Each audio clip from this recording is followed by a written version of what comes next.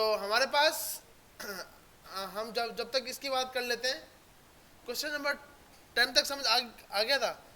11 बहुत इजी है भाई। बोल रहा है कि आपको एक इंटरफेस बनाना है कार का विथ प्रॉपर्टी, ब्रांड, मॉडल और उसका साल। मतलब एक क्लास की प्रॉपर्टी बनाओगे आप, क्लास बनाओगे कार के नाम से, उसके अंदर एक इंटरफेस बनेगा ब्रांड के नाम से, मॉडल के नाम से और ईयर के नाम से। आपसे एक फंक्शन एक्सेप्ट करेगा कार और रिटर्न करेगा स्ट्रिंग समराइज कार डिटेल। बहुत इजी है। जो हमने लास्ट क्लास में जैसा काम किया था, सिर्फ उसमें कुछ फर्क आएगा। उसमें कुछ क्या फर्क आएगा वो हम देख लेते हैं। तो हमारे पास यहाँ पर टाइप स्क्रिप्ट के नाम से फाइल होगी, फोल्डर आ गया। तो हमने यहाँ पर कोई ना कोई क्लास बनाई होगी, क्लास। तो हमारे पास ये क्लास जैसे कि हमने ये क्लास बनाई थी जिसका नाम था प्रोडक्ट। इसी तरह आप एक क्लास बनाओगे कार के नाम से जिसमें आईडी नहीं, ब्रांड, मॉडल और ईयर लोगे, सिंपल। और एक फंक्शन लोगे जो आपको डेटा प्रिंट करके दिखाएगा, जैसे ये ना प्रोडक्ट डिटेल, इस तरह आएगा गेट कार डिटेल। और आपको इस तरह करके एक पैरामीटर पास करना होगा वेरिएबल के जरिए और डेटा पास करना। तो ये सिंपल ये अलग क्वेश्चन है। अगला चलते हैं क्वेश्चन नंबर 12। ये वही का वही फिर से आ गया है।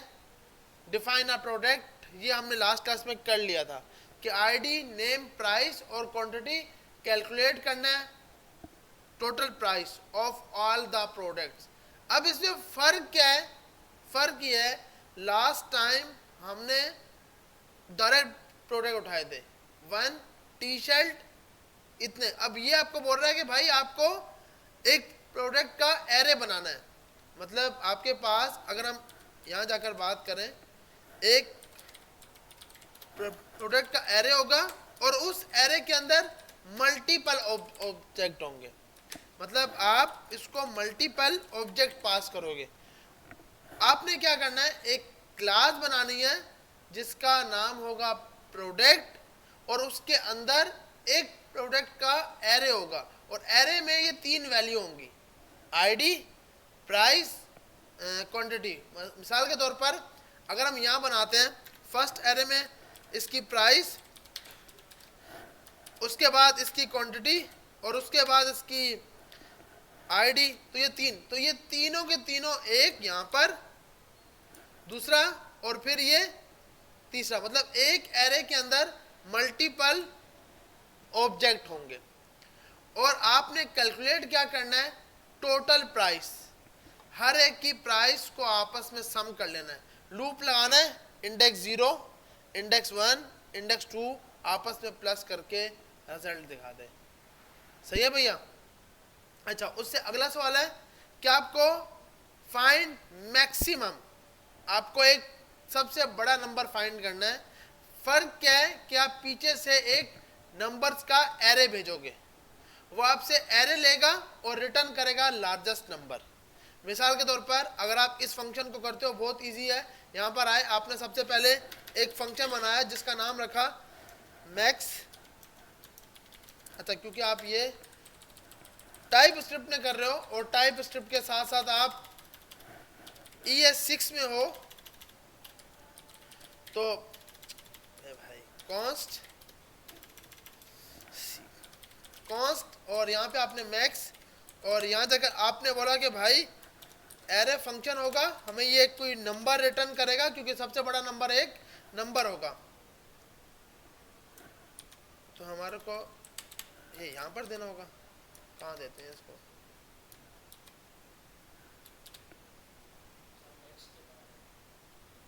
मैक्स हमें ये रिटर्न करेगा।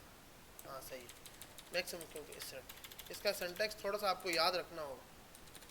लेकिन अब यहाँ पर क्या बोल रहा है? अच्छा, बोल रहा है भाई देखो मैं तो अभी तो रिटर्न हो रहा हूँ। मैंने कहा अभी के लिए, ताकि ये एरर तो ख़त्म हो।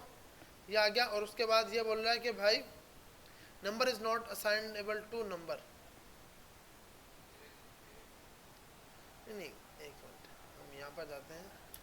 पहले एक फंक्शन बनाया जिसका नाम रखा मैक्स एरो फंक्शन के लिए हमने यहाँ पे इक्वल, यहाँ पर ये हमारे पास आ गया।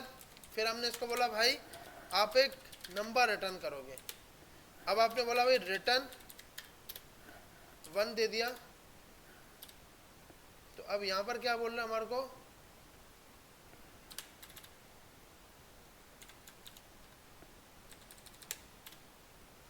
क्या पंचायत है यार इसकी।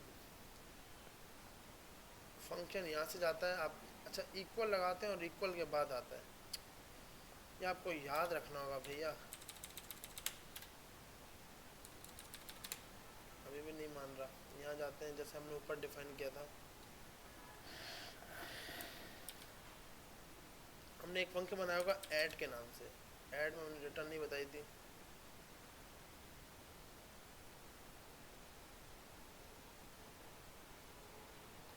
ये है ना, इस तरह करके डिफाइन किया जाता है। तो ये आपको याद रखना है लाजमी। अच्छा तो आपने यहाँ पर बोला कि भाई और इसकी जो टाइप आएगी वो आएगी नंबर, और इधर से आपने बोल दिया मैक्स फंक्शन नाम रखा और रिटर्न कर दिया, रिटर्न आपके पास आ गया 1। तो ये आपके पास बेसिक फंक्शन है, arrow function with type script. ऐसी है ना भैया कि आपको एक एरो फंक्शन बनाना है मैक्स फंक्शन के नाम से। अब फर्क क्या है कि ये आपसे एक एरे लेगा, एरे की लिस्ट लेगा। तो आपने यहां जाकर एरे दिया। भैया इतना लेट क्यों?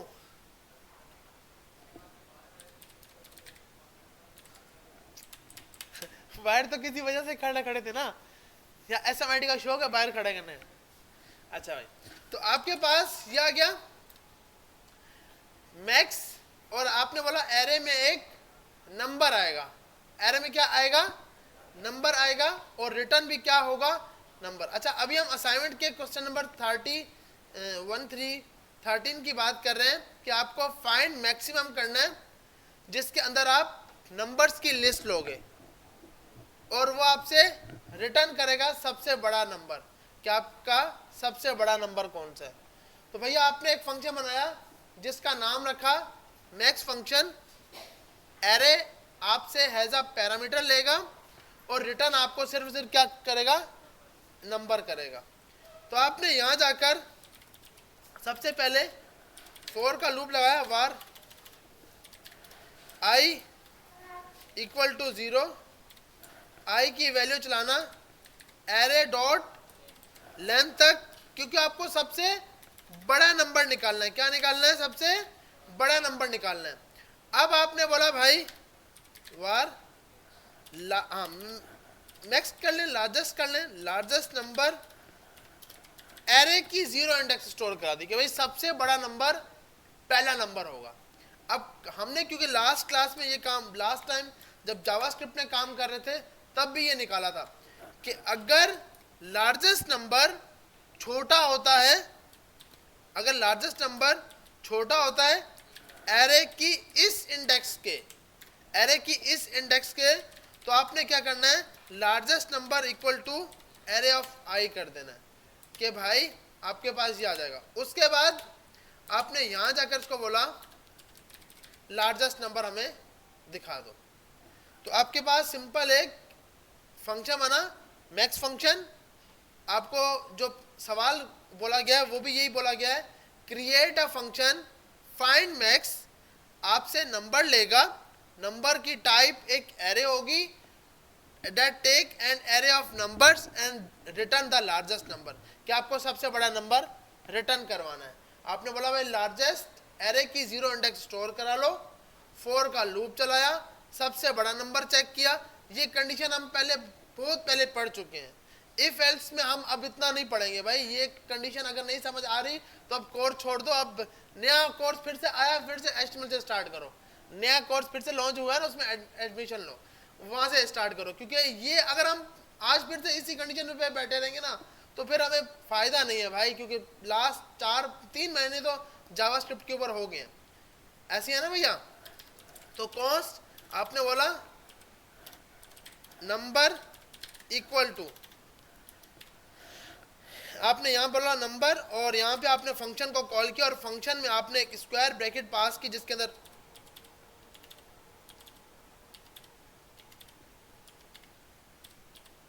तो हमारे पास ये आ गया। अब हम कंसोल कर लेते हैं कि भाई कंसोल पे क्या आ रहा है।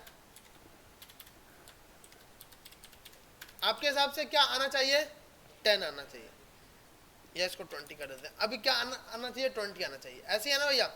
एक बार इसको कंपाइल करते हैं, फिर इस कोड को भी समझ लेते हैं, क्योंकि आधी आवाम परेशान है कहाँ से सीखेंगे ये हमने कर तो लिया है लेकिन फिर भी। अच्छा, यहाँ पे आएंगे, आपके पास एक फाइल बन चुकी होगी जो कि आपके पास ये आ रहा है।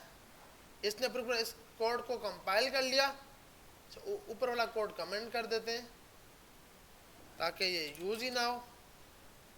अब हम नीचे आएंगे तो हमारे पास ये आ गया। हमने एक टाइप स्क्रिप्ट के कोड को जावास्क्रिप्ट ने कंपाइल कर लिया। अब आप यहाँ देखिए, लिखोगे नोड इंडेक्स डॉट जेएस, तो आपका सबसे बड़ा नंबर वो दिखा रहा है कि भाई सबसे बड़ा नंबर कौन सा है? 20 है। तो अब अगर हम इसका मतलब कोड बिल्कुल सही हो गया है। अब हम इधर आते हैं और इसको एक बार देख लेते हैं कि क्या किया है।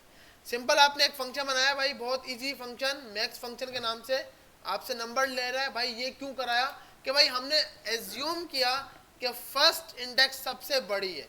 फर्स्ट इंडेक्स क्या है? सबसे बड़ी है। तो आपने लार्जेस्ट नंबर में डाल दिया। फिर आपने लूप स्टार्ट किया, आई स्टार्ट टू 0, आई की लेंथ चलनी चाहिए एरे डॉट लेंथ तक, और आई में प्लस प्लस करते जाओ। फिर आपकी कंडीशन क्या है? अगर लार्जेस्ट नंबर छोटा होता है, मतलब जो लार्जेस्ट नंबर, अगर हम यहाँ पे जाएं तो फर्स्ट टाइम लार्जेस्ट नंबर क्या था? 1। भाई यहाँ से क्या क्या जा रहा है? फर्स्ट टाइम 1 जा रहा है। तो जब कंडीशन चली होगी तो उसने बोला होगा लार्जेस्ट नंबर क्या है? 1। और क्योंकि इस टाइम जो एरे की इंडेक्स है आई, वो भी 0 है। एरे की इंडेक्स भी क्या है? 0। भाई स्टार्टिंग में तो ये 0 होगी ना आई, तो अब बोल रहा है कि भाई क्या आई छोटा है? ये कंडीशन है क्योंकि एरे ऑफ 0 पे क्या पड़ा है? एरे ऑफ 0 पे क्या पड़ा है? 1। तो बोल रहा है भाई देखो ये कंडीशन फॉल्स है, आप बाहर निकल जाओ। अब वो बाहर निकल गया, उसने इसके अंदर नहीं गया।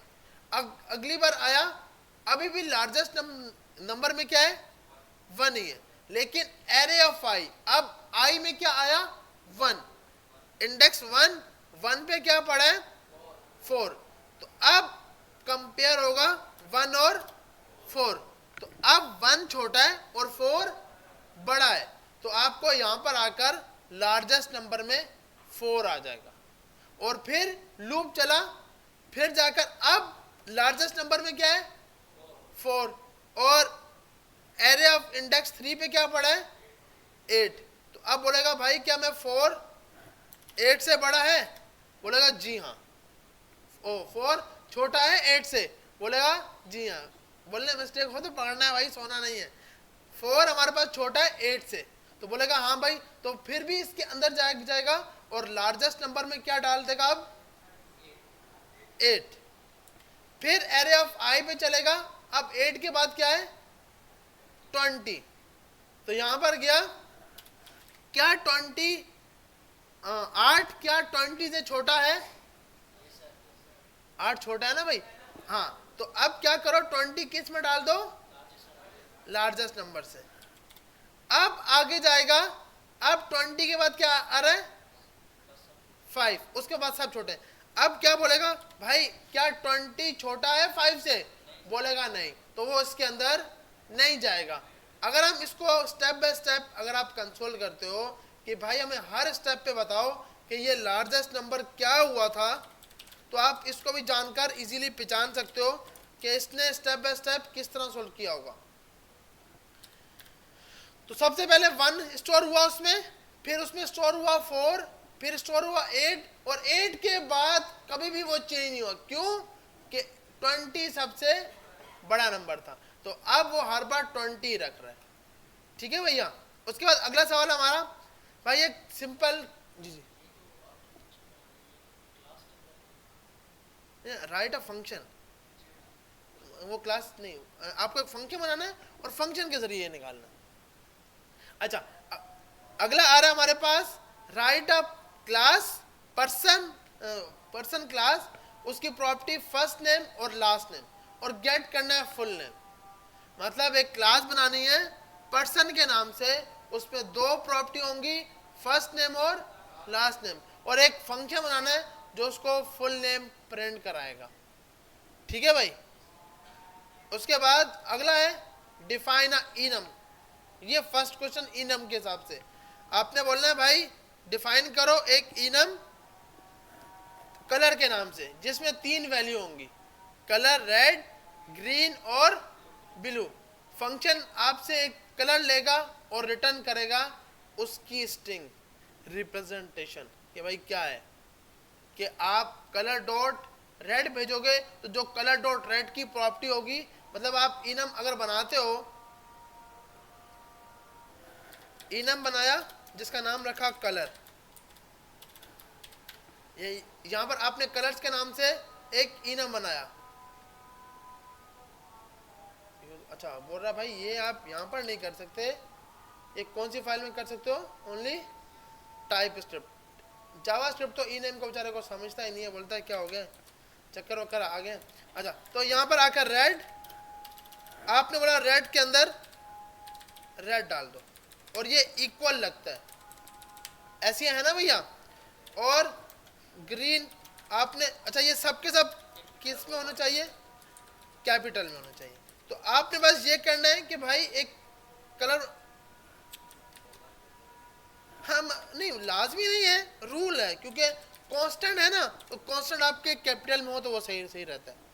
अच्छा उसके बाद आपने क्या करना है, आपको बोल रहा है भाई एक फंक्शन बनाओ जो आपसे कलर ले और रिटर्न करे स्ट्रिंग रिप्रेजेंटेशन।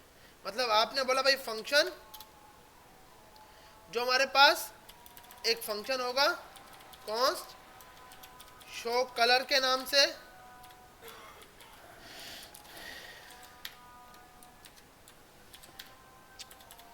अबे भाई उर्दू कहां से आ गई।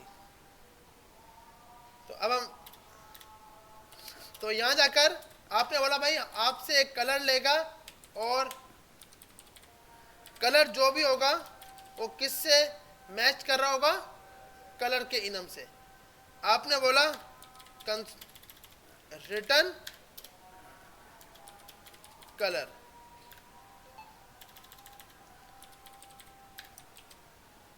तो आपने यहां से सिंपल शो कलर भेजा, और यहां से आप कलर डॉट रेड भेज दो, कलर डॉट ग्रीन। बस ये सिंपल सा फंक्शन बनाना था। मतलब मेन इसका है कि आपको इनम बनाना आ जाए, इनम बनाकर यूज करना आ जाए, सिंपल ही आपको ये बोल रहा है। अच्छा उससे अगला हमारे पास राइट अ इंटरफेस, स्टूडेंट के नाम से एक इंटरफेस बनेगा जिसमें नेम, एज और उसका ग्रेड कैलकुलेट करना है, average grade of the array. मतलब आपके पास स्टूडेंट ने अपना, ठीक है, calculate a function to calculate the average grade of an array, या तो इसके अंदर इस ग्रेड में इसकी एवरेज वो किस ब्याह पे निकाल पाएगा। मेरे ख्याल में इसको आप ये कर लो स्कोर्स,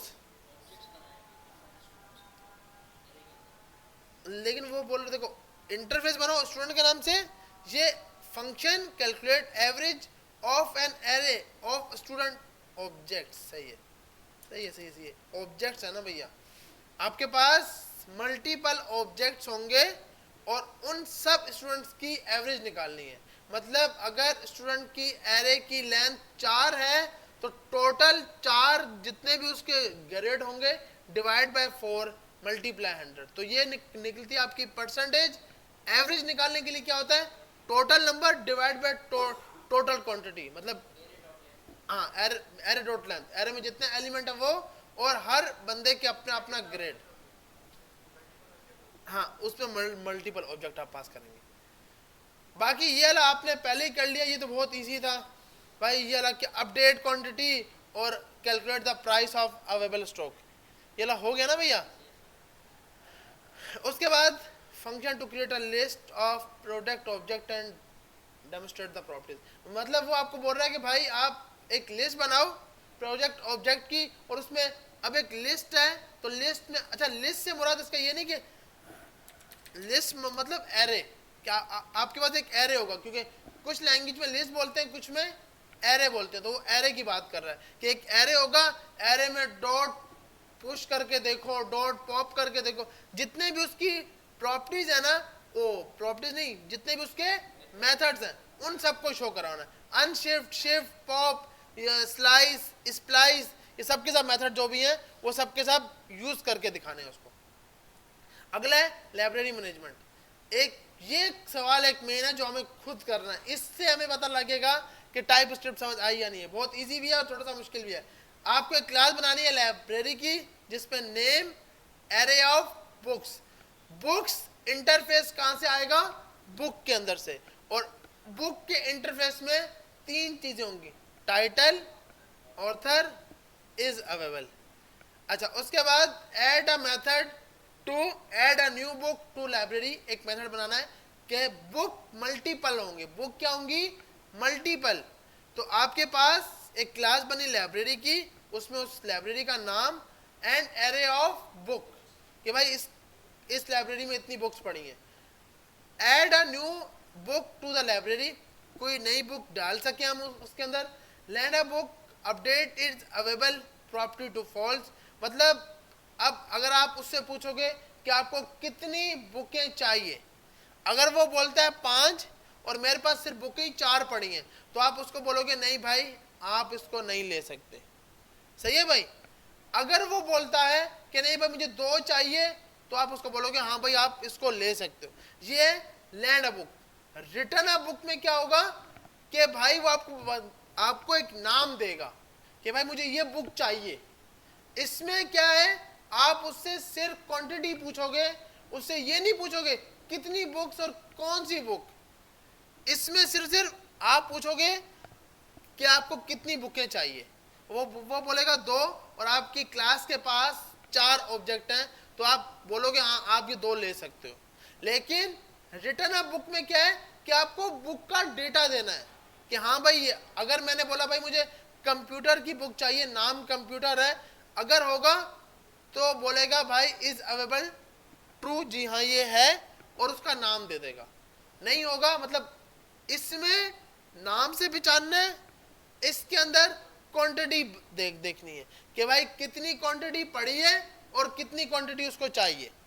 अगर 4 है और 2 मांग रहा है तो आप दे सकते हो, 4 है और 5 मांग रहा है तो आप उसको नहीं दे सकते, एरर दिखाओगे।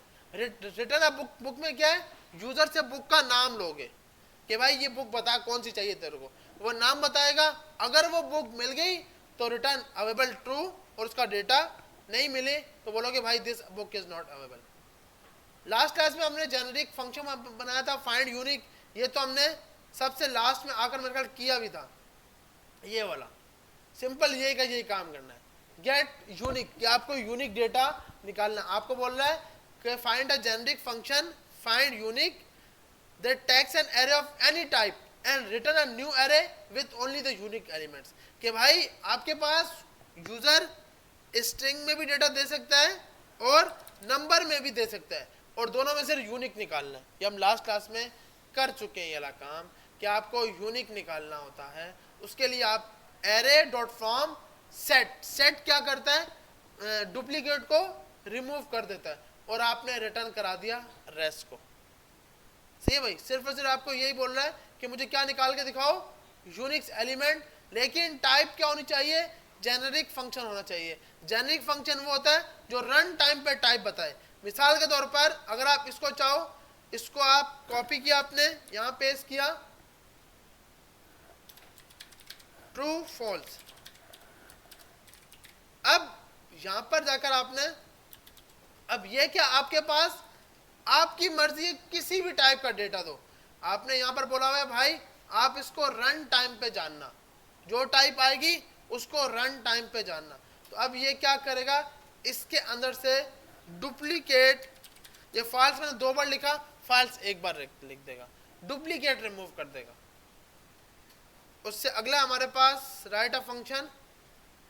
अच्छा ये बहुत इजी है, ट्रंक स्ट्रिंग। अगर आपके लेंथ की स्ट्रिंग जो आपने डेटा दिया वो 10 से ज़्यादा होती है, आपके यूज़र ने दिया टाइप स्क्रिप्ट ऑसम पत्नी है या नहीं, ये है या नहीं टाइप स्क्रिप्ट, ये सेंटेंस सही बोल रहा है या अभी तक हमें मुश्किल लग रही है? ये बोल रहा है टाइप स्क्रिप्ट इज ऑसम, ये तो उनके लिए है जिनको समझ आई है, उनके लिए नहीं है जिनको समझ ही नहीं आ रही।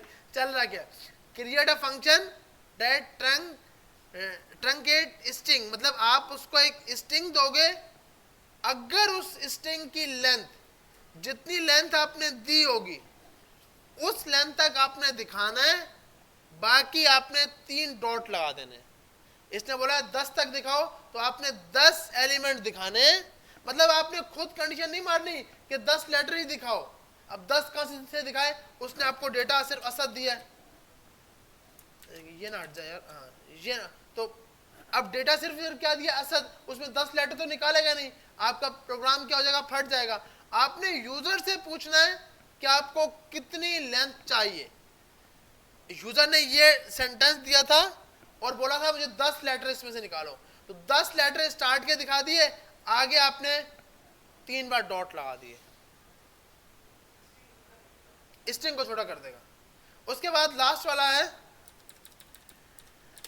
कितने हैं भाई, अच्छा ये 22 शुक्र है। तो अच्छा ये सबके सब कर रहे हैं, और इसके बाद हम फिर रेक्ट वाली असाइनमेंट की तरफ जा पाएंगे। ये असाइनमेंट आपको मैंने गूगल फॉर्म दूंगा अभी, तो आज आप या फिर नेक्स्ट वीक तक इसको सबमिट करा सकते हो। लास्ट वीक भी था और ये भी वीक था, तो अब हो जानी चाहिए। Employee management, define a interface employee with property name, ID, name and department, write a function to filter employee based on their department.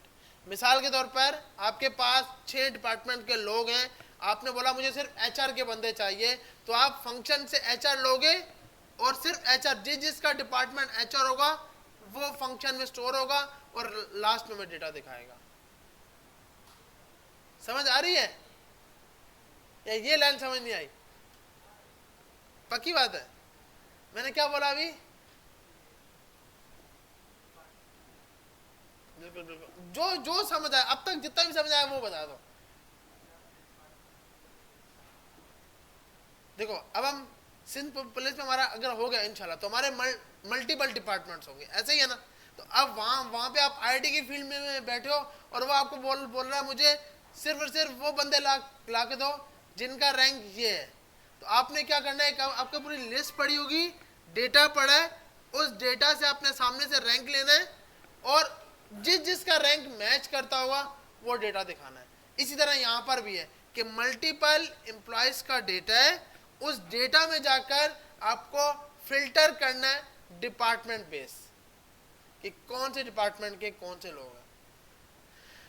Allow updating on specific field, कि आप किसी भी फील्ड में जाकर मतलब कोई भी एम्प्लॉय का नाम चेंज कर सको, कोई भी डिपार्टमेंट चेंज कर सको, तो आपने ये 2 फंक्शन बनाने हैं, एक जो फिल्टर करके देगा डिपार्टमेंट, एक जो आपको किसी भी एम्प्लॉय का डेटा अपडेट करने के लिए हेल्प कर सकेगा। लास्ट वाला ट्रैफिक लाइट्स, हाँ ये ना इनमें आप, अच्छा ये आपको सब बता रहा है कि भाई आपने एक फंक्शन बनाना है गेट एक्शन लाइट।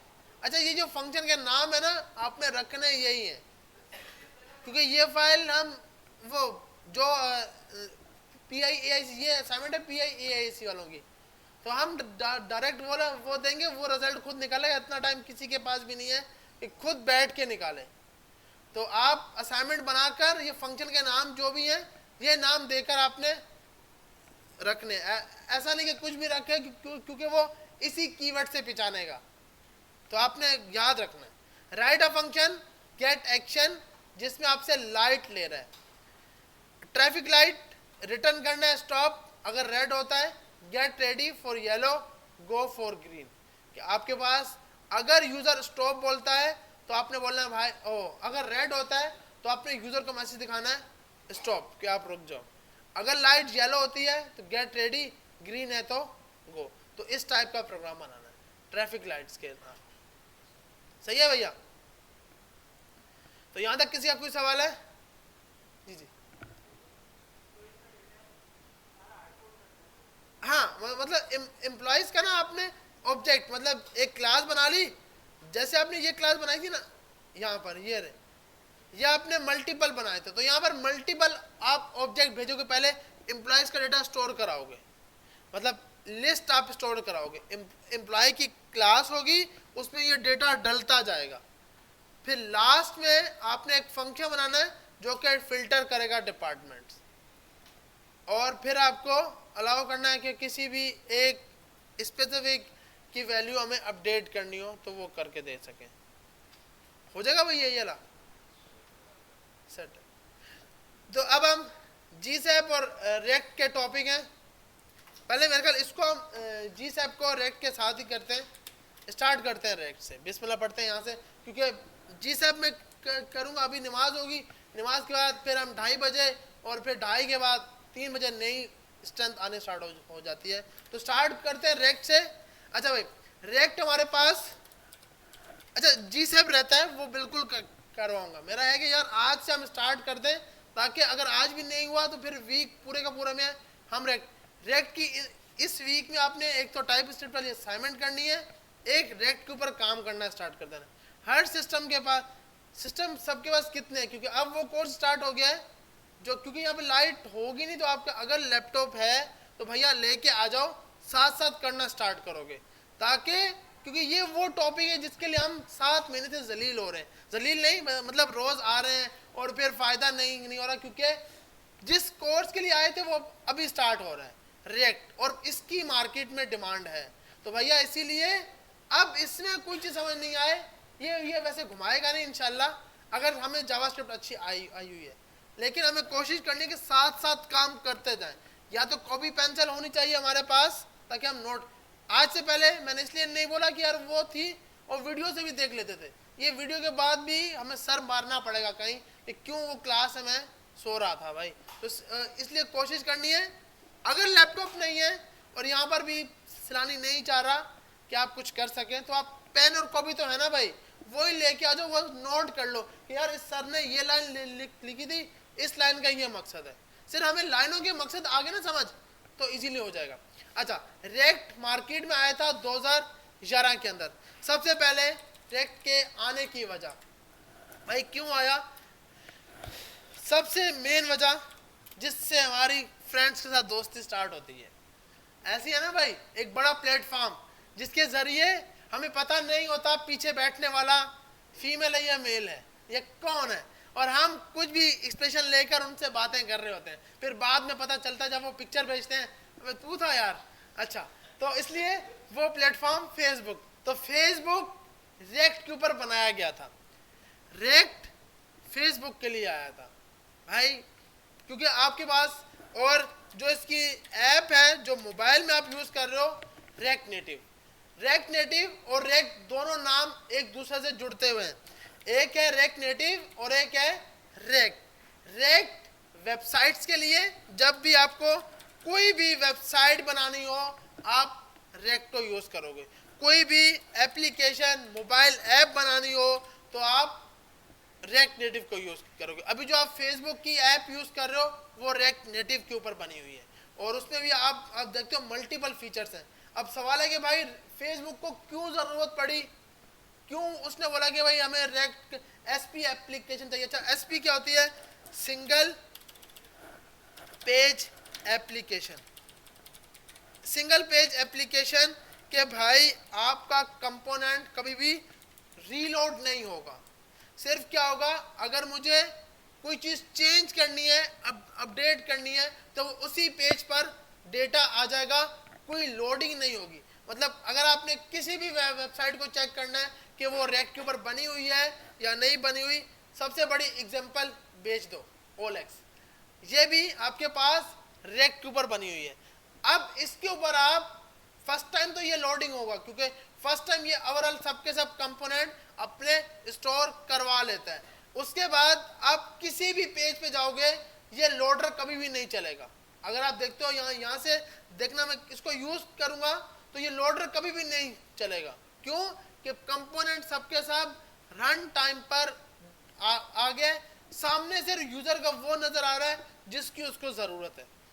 आप कोई और वेबसाइट देखते हो या विकिपीडिया मेरे ख्याल में वो हमारे पास, या यूट्यूब को देख लो, आप किसी पे भी क्लिक करते हो तो हर बार एक नया नया आपके पास ये शहर लोड नहीं, कर रहा होता है, हर बार एक जुनून है। लोडिंग इसकी आती है।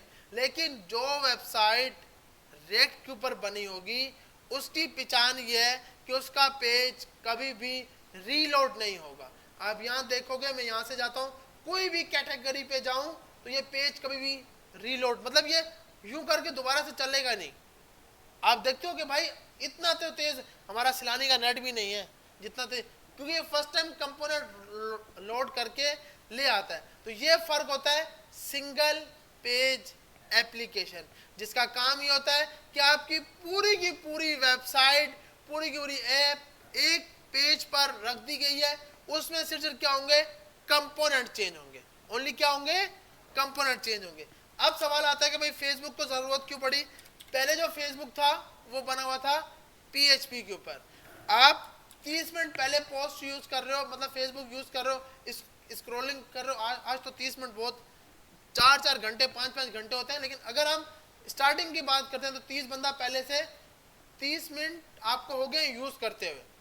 आपके दोस्त ने अभी पोस्ट नहीं की तो आप उसकी पोस्ट नहीं तब तक नहीं देख सकते थे जब तक होम पेज को दोबारा से रीलोड नहीं होता था, तब तक वो नया डेटा नहीं लेके आता था। इससे क्या होता है कि यूजर को मजा नहीं आता, वो सिर्फ स्क्रॉल करता रहता है, तो वो तब तक नया डेटा नहीं आता, मतलब वो नई दुनिया में तब तक नहीं पहुंच सकता जब तक पेज रिफ्रेश नहीं होगा। क्यों कि भाई जो पिछला डेटा था, अब मैं अगर पेज को रिफ्रेश नहीं करूंगा, हाँ पोस्टें आ रही हैं, वो तो डेटा उसके पास है, लेकिन पेज जब तक रिफ्रेश नहीं होगा नया डेटा जो अभी पोस्ट हुआ है वो नहीं आता। अब ये क्या है भाई, आप अगर अभी की देखते हो फेसबुक, तो आप क्या है, आप आधे घंटे पहले यूज कर रहे हो, आपके दोस्त ने 2 सेकंड अभी अभी पोस्ट की है, तो होता क्या है, जैसे ही आप पेज रिफ्रेश करते हो नई पोस्ट नीचे आ जाती है। ऐसी है ना भाई कि उसने 2 सेकंड अगो 1 सेकंड अगो, तो वो क्या होता है, लाइफ साइकिल। रेक्ट के लाइफ साइकिल मेथड बहुत ज्यादा स्ट्रॉन्ग होते हैं। लाइफ साइकिल, जी जी, अच्छा सही है, सही है भाई, नमाज के बाद आते हैं और फिर इसको स्टार्ट करते हैं।